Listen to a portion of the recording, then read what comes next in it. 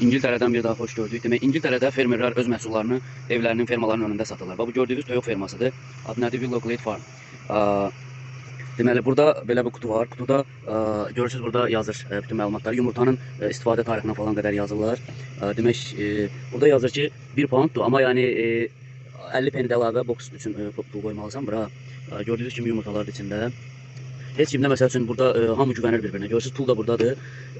Və mən də bunun ikisini götürəcəm. Pulun hətta artırılması ilə atacağım. Belə gözəl addıma bir dəstək də lazımdır.